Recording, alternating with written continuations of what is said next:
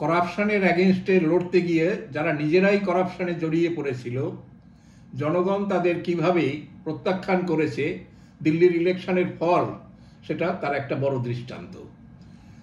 কেজরিওয়ালের যে আপ দলের গঠন, এর উদ্দেশ্য ছিল করাপশনকে দেশ থেকে দূর করা, ভ্রষ্টাচার দূর করার জন্য সে দলের প্রতীক নিয়েছিল ঝাড়ু বা ঝাঁটা, অর্থাৎ ঝাড়ু দিয়ে সে দেশের সমস্ত ভ্রষ্টাচারকে দূর করবে, করাপশনকে দূর করবে। এই জন্য ইউপিএ গভর্নমেন্টের দ্বিতীয় পর্বে যখন নানান দিক থেকে নানান রকমের কেলেঙ্কারির খবরাদি আসতে শুরু করেছিল, তখন আন্না হাজারের উদ্যোগে দিল্লিতে একটা সভা হয়, যেখানে আন্না হাজারের সাথে আরো দেশের যারা সোশ্যাল ওয়ার্ক করছেন সেই ধরনের লোকজনের মধ্যে শান্তিভূষণ, মেধা পাটকর, স্বামী অগ্নিবেশ যেমন জয়েন করেছিলেন, তার মধ্যে ইন্ডিয়ান রেভিনিউ সার্ভিস থেকে আসা অরবিন্দ কেজরিওয়াল একজন আইআইটির ছাত্র, মেধাবী ছাত্র বলে গণ্য, তাদের পরিবার শিক্ষিত, তার স্ত্রী তিনিও ইন্ডিয়ান রেভিনিউ সার্ভিসের সদস্য ছিলেন। কাজে সেরকম একটা পরিস্থিতিতে যারা এসেছিলেন তাদের উদ্দেশ্য ছিল দেশ থেকে ঝেঁটিয়ে করাপশন বিদায় করবে। এই জন্য তারা একটা প্রস্তুতি নিয়েছিল, সেটা হলো 14/11/2010 যন্তর মন্তরে সেখানে একটা সভা ডাকা হয়েছিল। সেই সভা পরে রামলীলার ময়দানে শিফট হয়ে যায়। সেখানে যারা জয়েন করেছিলেন তাদের সবার উদ্দেশ্য ছিল যে না, দেশ থেকে করাপশন কি করে দূর করা যাবে। তার জন্য এদের অনেকের ধারণা ছিল যে লোকপাল বলে একটা প্রতিষ্ঠান তৈরি করা যায়, তাহলে তারা এই করাপশনের ব্যাপারগুলোকে ঠিকভাবে দেখবে। এই জন্য লোকপাল বিলের দাবি, অর্থাৎ তাকে সংসদে আনা হোক, সেই আইন পাশ করা হোক, এই দাবি নিয়ে আন্না হাজারে 5/4/2011 তিনি অনশনে বসেন, আমৃত্যু অনশনে বসেন আন্না হাজারে। তাদের সমর্থন নিয়ে অরবিন্দ কেজরিওয়াল দল গঠন করে। নাম দেওয়া হলো আম আদমি পার্টি, অর্থাৎ সাধারণ মানুষের দল। নামের দিক থেকে ঠিক ছিল।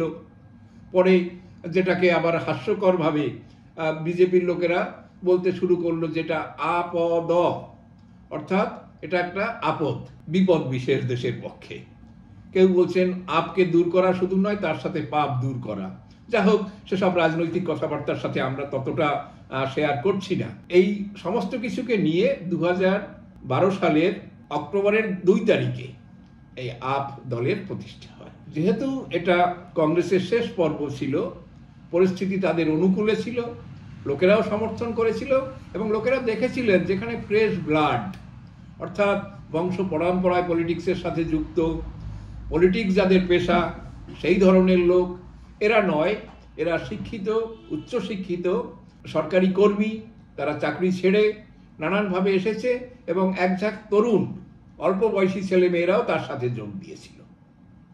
শুরুতে যাদের কথা বললাম তারাও এর সাথে ছিলেন, কিন্তু ধীরে ধীরে যখন প্রতিষ্ঠিত হলো, তাদের কাজকর্ম এগোলো, তখন দেখা গেল যে তারা তাদের নিজস্ব যে লক্ষ্য ছিল সেই লক্ষ্য থেকে তারা সরে যায়। সরে যাওয়ার কারণে তাদের সাথে যারা পিছনে যারা মেরুদণ্ড হিসাবে ছিলেন তারাও ধীরে ধীরে ধীরে ধীরে কেটে পড়েন।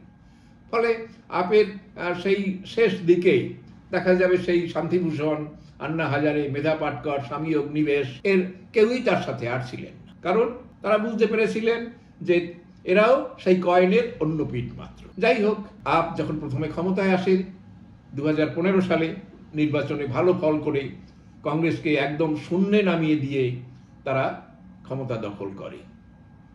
সেই থেকে অবশ্য 2015, 2020 এবং 2025 কংগ্রেস কিন্তু কোনো সিট পায়নি দিল্লির ইলেকশনে। তাকে কেউ বলছেন যে না, এটা একেবারে জিরোর হ্যাট্রিক, কংগ্রেস জিরোর হ্যাট্রিক করেছে এবারে ইলেকশনের পরে। যাই হোক, সরকারে এসে দুটো কাজের দিকে বেশ লক্ষ্য করেছিল। তার মধ্যে একটা হচ্ছে স্বাস্থ্য ব্যবস্থাকে দেখার জন্য প্রত্যেক পাড়ায় পাড়ায় ক্লিনিক স্থাপন করা। হিন্দি ভাষায় এরা বলেছিল মহল্লা ক্লিনিক। প্রথম দিকে এগুলো ভালো কাজকর্ম করছিল ঠিকই। দ্বিতীয় হচ্ছে সরকারি স্কুলগুলো, যেখানে দিল্লিতে প্রচুর প্রাইভেট স্কুল, পাবলিক স্কুল, এত পরিমাণে প্রাইভেট স্কুল প্রতিষ্ঠিত হয়েছিল যে সরকারি স্কুল বা পাবলিক স্কুলগুলোর মধ্যে লোকের কোনো দৃষ্টি ছিল না, কারণ সেখানে পড়াশোনার মান এতই খারাপ ছিল যে অতি সাধারণ নিম্নবিত্ত পরিবারের লোকজন ছাড়া এইসব স্কুলে কেউ যেত না। এরা কিন্তু সেই দিকে প্রথমে দৃষ্টি দিয়েছিল। স্কুলগুলোর ব্যবস্থা করা, তাকে আধুনিক করার চেষ্টা করা, আধুনিক মানের শিক্ষা দেওয়ার ব্যবস্থা করা, সমস্ত দিক থেকেই চেষ্টা করেছিল এবং তাতে যথেষ্ট ভালো ফলও প্রথম দিকে পাওয়া গিয়েছিল। কিন্তু যা হয়, নেতারা ধীরে ধীরে ধীরে ধীরে এইসব কাজকর্মের মধ্যে তারা সেই জড়িয়ে পড়ল নানান রকমের কেলেঙ্কারির সাথে। ফলে দ্বিতীয়বারে যখন 2020 সালে নির্বাচনে জিততে হলো, তখন তারা ভালো কাজের দোহাই দিয়ে জেতার সুযোগ না পেয়ে তারা তখন সেই একই রাস্তায় চলে এলো যেটা পশ্চিমবঙ্গে চলছিল, অর্থাৎ কিছু পাইয়ে দেওয়ার রাজনীতি। পাইয়ে দেওয়ার রাজনীতি অর্থাৎ বিনামূল্যে মানুষকে সুবিধা দেব, এই দিক থেকে ভোট পাওয়ার ব্যবস্থা করা। কারণ ততক্ষণে পরীক্ষিতভাবে কয়েকটা রাজ্যে দেখা গেছে যে মানুষরা ভালো মন্দ বিবেচনা করে না, নগদ কথায় পাওয়া যাবে। নগদ নারায়ণ বলে হিন্দিতে একটা শব্দ আছে, অর্থাৎ নারায়ণকে নগদ পয়সা দেওয়া। নারায়ণ মানে এখানে নরনারায়ণ, মানুষকে নগদ পয়সা দিলে সে কাজকর্ম করুক আর না করুক, আরে ভাই মাস গেলে তো 1500 টাকা 1000 টাকা কিছু না করেই পাচ্ছি। এইভাবে বয়স্ক ভাতা, বিধবা ভাতা, নানান দিক থেকে লক্ষ্মীর ভাণ্ডার পশ্চিমবঙ্গে যেমন দেওয়া হচ্ছে, এর ফলে প্রত্যেক পরিবারে 2000, 1000, 3000 টাকা করে কিন্তু পেয়ে যাচ্ছে। ফলে কোনো কিছু কাজকর্ম করা হোক বা না হোক, এভাবে ভোটে জেতা যাবে। তো সেখানেও দিল্লিতেও যখন 2020 সালের ইলেকশনে তারা নানান রকমের হলো যে মহিলাদের 1000 টাকা করে দেয়া হবে, বাসে মহিলাদের ফ্রি টিকিট দেয়া হবে এবং 200 ইউনিট পরিবার পিছু বিদ্যুৎ বিনামূল্যে দেয়া হবে। আরে বাবা, এত একটা বড় উৎসব দিলে পরে কে না সমর্থন করবে? ফলে দ্বিতীয়বারেও বিপুল ভোটে জয়জিৎ হলো। 70 সিটের বিধানসভায় তারা পেয়ে গেল 62 সিট, 62 সিট, আর বাকি 8টা নিয়ে খুশি থাকতে হলো বিজেপিকে। কারণ সুশাসন, দেশের সার্বিক উন্নতি, বিকশিত ভারত, বিকাশ, এসবের কেউ ধার ধারে না। পার্সোনাল সুবিধা আমার কতটা হলো এইটা দেখিয়েই কাজকর্ম চলবে। কিন্তু দিল্লির বরাবরের যে 2-3টা সমস্যা ছিল, একটা ছিল আজ থেকে 30-40 বছর আগে দিল্লিতে বৃষ্টিপাতের পরিমাণ খুব কম ছিল, কিন্তু যে কোনো কারণে হোক ধীরে ধীরে বৃষ্টিপাতের পরিমাণ দিল্লিতে বেড়েছে, কিন্তু সেই হিসাবে ড্রেনেজ সিস্টেমের কোনো উন্নতি হয়নি। ফলে বৃষ্টির জল বিভিন্ন এলাকায় দিনের পর দিন ডুবে থাকে, যাতায়াত করা মুশকিল হয়ে যায়, গাড়ি ডুবে যায়, মানুষ বর্ষার সময় নানানভাবে নাকাল হয়। কিন্তু সেই জন্য স্থায়ী যে সমাধান, তার কোনো ব্যবস্থা করা হয় নাই। দিল্লির দ্বিতীয় সমস্যা সেটা হচ্ছে পানীয় জল, বিশেষ করে গরমের সময়। গরমের সময় দিল্লিতে পানীয় জলের খুবই অভাব দেখা দেয়। এ সময় যমুনা থেকে যে জল আসে, যেখান থেকে জল তোলা হয় পুরো দিল্লি শহরকে সাপ্লাই দেওয়ার জন্য, সেখানেও দেখা যাচ্ছে জলের পরিমাণ কম। এই জলের পরিমাণ কম থাকার জন্য দিল্লিতে ঠিকমতো সাপ্লাই দেওয়া যায় না। কিন্তু তার সমাধানের জন্য যে ব্যবস্থা করা, কোন সোর্স থেকে কিভাবে আরো বেশি পরিমাণ পানীয় জল সরবরাহ করা যাবে, সেদিকে কিন্তু এই কোনো দিকে খেয়াল করেনি। ফলে মানুষকে সেই নাকাল হতে হতো। জলের অবস্থা এতই খারাপ ছিল সে সময় যে মানুষ জলের গাড়ি নিয়ে এলে সেখানে যেটুকু জল থাকে তার চাইতে 4 গুণ 5 গুণ মানুষ সেই জলের জন্য ভিড় জমাতো। তো এমনি সব পরিস্থিতি যেমন এক থাকে, তার উপরে এলো দূষিত বাতাস। দূষিত বাতাসের একটা বড় কারণ হচ্ছে দিল্লিতে রাজস্থান এলাকা থেকে গরমের সময় প্রচুর পরিমাণে বালি উড়ে আসে। সেই বালি থেকে সেখানে একটা বড় রকমের ঝড় হয়, তার জন্য দিনের পর দিন দিল্লি শহর পুরো চোখ বন্ধ হয়ে থাকে এবং বালু ঝড়ের পরে সমস্ত বালু সব জায়গায় ছড়িয়ে পড়লে পরে তারপরে ধীরে ধীরে আকাশ পরিষ্কার হয়। এটা হলো একটা। দ্বিতীয় হচ্ছে শীতের সময় প্রচুর পরিমাণে হাইরাইজ তৈরি হয়ে যাওয়ার জন্য, উঁচু বাড়িঘর তৈরি হয়ে যাওয়ার জন্য বাতাসের ফ্লো কম থাকে, ফলে গাড়ির ধোঁয়া, রাস্তার ধুলো, কনস্ট্রাকশনের জন্য, রাস্তাঘাট কনস্ট্রাকশন, বাড়িঘর তৈরি, এসবের জন্য প্রচুর ধুলো নোংরা বাতাসে উঠতে থাকে, জীবন দুঃসহ হয়ে যায়। শীতকালের আরেকটা সমস্যা হচ্ছে খড় পোড়ানো বা গমের যে অংশ, গমের কাটা যে অংশ পড়ে থাকে খেতে, তাকে পুড়িয়ে দেওয়ার জন্য যে ধোঁয়া হয়, সেই ধোঁয়া উত্তর দিকের বাতাসে পুরোপুরি দিল্লিতে চলে আসে। এটা আসে পাঞ্জাব থেকে, এটা হরিয়ানা থেকে এবং উত্তরপ্রদেশের অংশ থেকে দিল্লি শহরে প্রবেশ করে। ফলে দিল্লির মানুষের পক্ষে অবস্থা দুঃসহ হয়ে যায়। তখন স্কুল বন্ধ রাখতে হয়, অফিস বন্ধ রাখতে হয়, এমন পরিস্থিতি সেখানে। কিন্তু সাধারণ মানুষের অবস্থা কি হবে? সাধারণ মানুষ তো শ্বাসকষ্টে ভোগে, প্রচুর লোক হসপিটালাইজ করতে হয়, বয়স্ক মানুষরা, শিশুরা, এরা মারাও যান। কিন্তু এখানে এর সমাধানের কোনো ব্যবস্থা না নিয়ে, কোনো উদ্যোগ না নিয়ে বিজেপির উপরে দোষ চাপানো হচ্ছে, কংগ্রেসের উপরে দোষ চাপানো হচ্ছিল যে পাঞ্জাব থেকে কংগ্রেস সরকারের জন্য ধোয়া হচ্ছে, হরিয়ানার থেকে বিজেপি সরকারের লোকেরা এটা পোড়াচ্ছে, তাদের জন্য এখানে ধোঁয়ায় ভরে যাচ্ছে। কিন্তু তার সমাধান কি?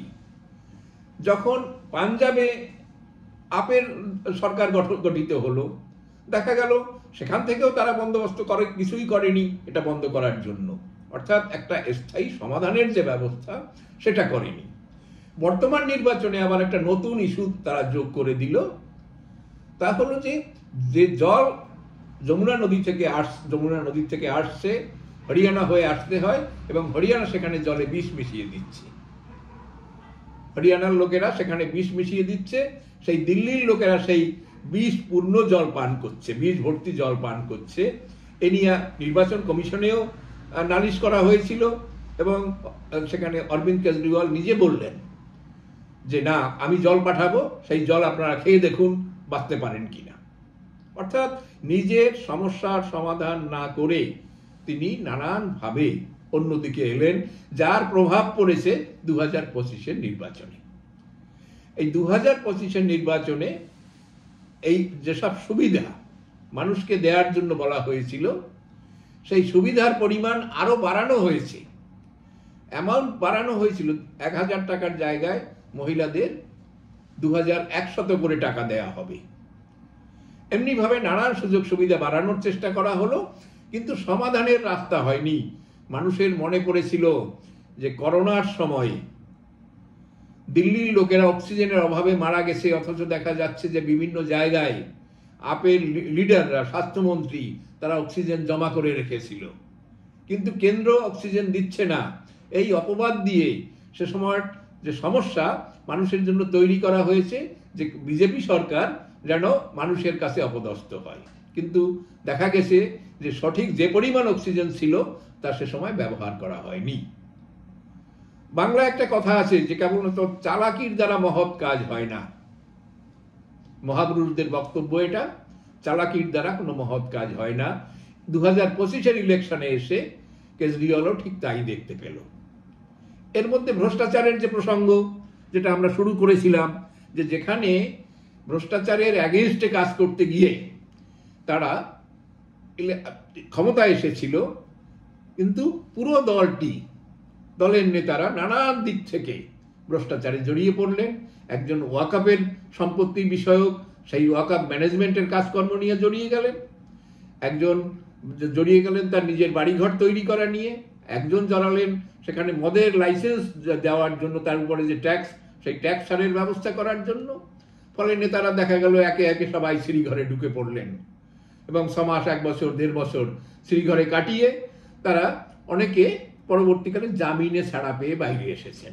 কিন্তু সাধারণ মানুষরা বোঝে না যে আম আদমির দোহাই দিয়ে তারা ক্ষমতায় এসেছে। সেই লোকেরা বোঝে না যে তিনি জামিনে ছাড়া পেয়েছেন, তার এগেনস্টে কেস চলে যায়নি। বাইরে এসে তারা বললেন এই আমাদের আটকে রেখেছিল এই জন্য যেন আমরা ইলেকশনে প্রচার করতে না পারি, আমরা তোমাদের সেবা করতে না পারি ইত্যাদি।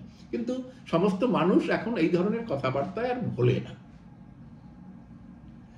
অরবিন্দ কেজরিওয়াল যখন প্রথমে ক্ষমতায় আসেন তখন তিনি সিম্পল মানুষ দেখানোর জন্য খুব একটা কোট পরে তাকে আমরা দেখিনি। সবসময় সোয়েটার, গলায় মাফলার পরে আর তিনি অফিস করতেন, ঘোরাঘুরি করতেন, লোকে তার জন্য তাকে মাফলার ম্যান বলতেন। অর্থাৎ তিনি খুব সিম্পল লাইফ কাটান এবং বলেছিলেন যে না, আমি কোনো সরকারি বড় বাড়ি টাড়িতে থাকবো না, 1-2 কামরার একটু ঘরটার হলেই চলবে। কিন্তু দেখা গেল যে তিনি নিজের ঘর রিনোভেট করেছেন, সেখানে তার স্ত্রী তারা পরামর্শ দিয়েছে পিডব্লিউডিকে যে কিভাবে সেই কাজকর্ম করতে হবে। এবং লোকে বলছে এটা লোকের অপবাদই হবে যে 57-58 কোটি টাকা খরচ করে লক্ষ লক্ষ টাকা খরচ করে বাথরুম করা, বসার ঘরের ফার্নিচার জোগানো, তেমনি দামি পর্দা, টয়লেট সেটিংস, সমস্ত কিছুতে অত্যন্ত দামি দামি বিদেশি জিনিসপত্র জোগাড় করে সেই ঘর সাজানো হয়েছে।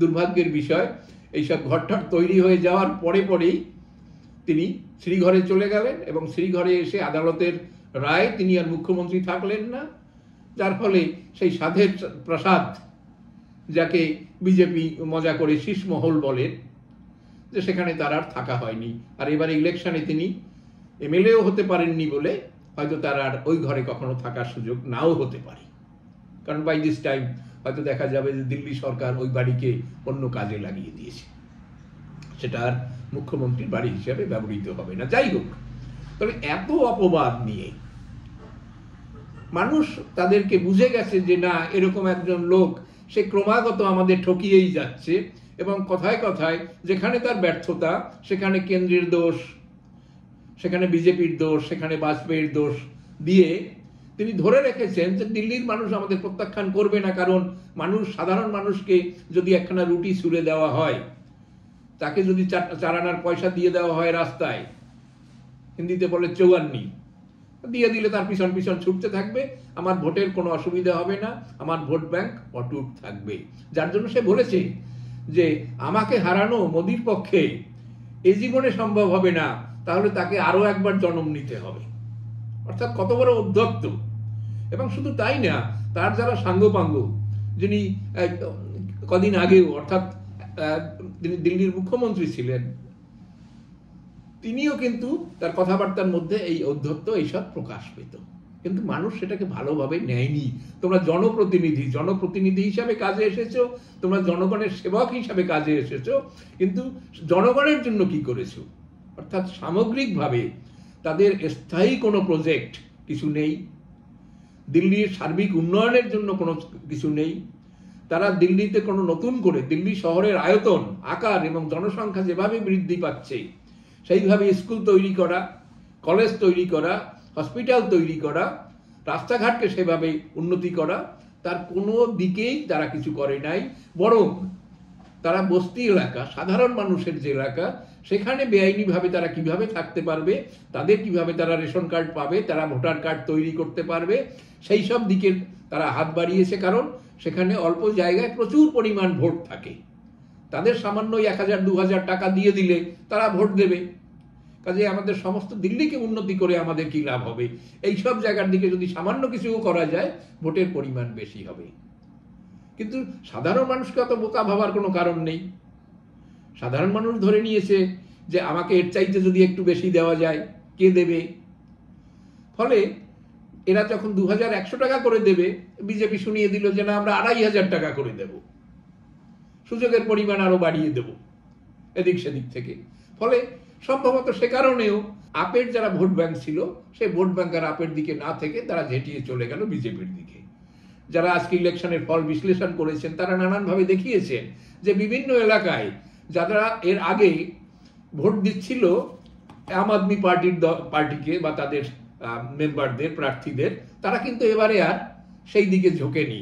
বহু জায়গার থেকে তারা ফিরে গেছে, যার অবশ্যম্ভাবী ফল হলো কি, যে 48 সিট, 70টা বিধানসভার সিটের মধ্যে, আসনের মধ্যে 48টি এরা পেল বিজেপি, এবং অরবিন্দ কেজরিওয়ালের দ্বিতীয় দফা, অর্থাৎ 2টি টার্ম পূর্ণ করার পরে মধ্যেই বিজেপি তাকে হারিয়ে দিল, মোদীর নেতৃত্বে তাকে হারানো হলো। ফলে সার্বিকভাবে কি হলো? তাকে দ্বিতীয়বার জন্ম নিতে হলো না, কিন্তু দ্বিতীয়বার জন্ম নিয়ে ক্ষমতায় আসতে হবে অরবিন্দ কেজরিওয়ালকে। কারণ তাকে তার সেই যে করাপশনের যে অপবাদ, যে কারণের জন্য তিনি হাজতবাস করেছেন, সেই হাজতবাসের কেলেঙ্কারি তাকে মুছে দেওয়া, অর্থাৎ সেই কেস থেকে মুক্ত হওয়া, এবং তার দলের সেই বিশ্বস্ততা নতুন করে মানুষের মধ্যে প্রতিষ্ঠা করে তাকে ফিরতে হবে। কারণ যে আন্না হাজারেকে নিয়ে তিনি দল প্রতিষ্ঠা করার জন্য সামনে রেখেছিলেন, সেই আন্না হাজারেও তার পিছন থেকে সরে গেছেন, এবং আজকে যা বলেছেন সেটা মোটেই অরবিন্দ কেজরিওয়ালের পক্ষে সেটা মোটেই সুখকর নয়। ফলে তাকে নতুন করে ভাবতে হবে যে আবার কি করে ক্ষমতায় আসব, অর্থাৎ সেটা তার দ্বিতীয় জন্মের সমান হবে। বড় দায়িত্ব কিন্তু এসে গেল বিজেপির হাতেও, যে এমন নয় যে আমরা ক্ষমতায় এসেছি, আমরা যাচ্ছে তাই করে যাব, মানুষকে কিছু দান ধ্যান করব, আমরা সেই রসগোল্লা তাদের বিলাবো, এসব করে কিন্তু হবে না। তাদেরকে প্রকৃত কাজ করতে হবে। দিল্লির যেটা মূল সমস্যা, স্কুল কলেজ যেমন তৈরি করতে হবে, হসপিটাল তৈরি করতে হবে, রাস্তাঘাট তৈরি করতে হবে, ড্রেনেজ সিস্টেম তৈরি করতে হবে, পানীয় জলের সুব্যবস্থা করতে হবে, যেটা মেইন সমস্যা পানীয় জল। দ্বিতীয় হচ্ছে সেখানকার পলিউশন, বিভিন্ন শহর থেকে বিভিন্ন রাজ্য থেকে যে নানান কারণে যে পলিউশন হচ্ছে, এবং শহরের মধ্যে গাড়ির থেকে যে পলিউশন হচ্ছে, কনস্ট্রাকশন সাইট থেকে পলিউশন হচ্ছে, সেইগুলোকে পরিকল্পনা মাফিক কমিয়ে আনতে হবে, মানুষের সহ্য শক্তির মধ্যে আনতে হবে। না হলে কিন্তু সেই আপের মতো একই ফল হবে, কার ঝাঁটা দিয়ে কে কাকে তাড়াবে।